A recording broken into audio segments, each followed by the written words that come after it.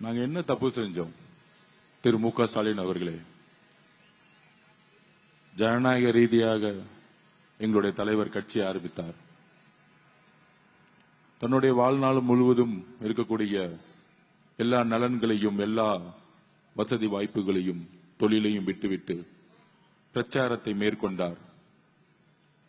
6 district முடியறதுக்குள்ள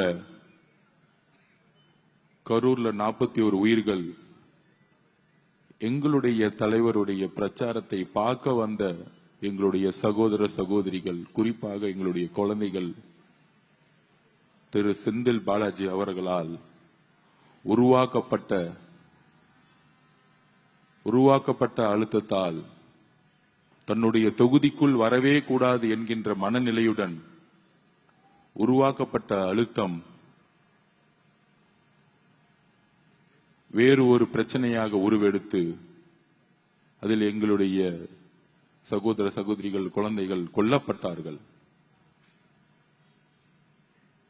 எங்கள் கண்முன்னே துடிக்கும் பொழுது எங்களால் அந்த மாவட்டத்துக்குள்ள நுழைய முடியாத அளவுக்கு ஒரு ரவுடி சாம்ராஜ்யத்தை செந்தில் உருவாக்கி இருந்தார். காவல்துறை 144 உத்தரவை செய்தது.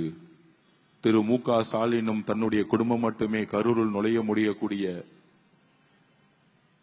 ஒரு அரசியலை, மனித தன்மையற்ற அரசியலை திரு மு.க. ஸ்டாலின் அவர்கள் அன்றைய இரவு உருவாக்கினார். தமிழகம் முழுவதும் எவ்வளவோ இழப்புகள் ஏற்பட்ட பொழுது, கள்ளக்குறிச்சியில் 70க்கும் மேற்பட்ட மக்கள் செத்த பொழுது செல்லாத முதலமைச்சர் நடு இரவில் 2 மணிக்கு செல்லும் பொழுது இது திட்டமிட்ட கொலை என்பதை இந்த தமிழக மக்கள் உணர்ந்தார்கள்.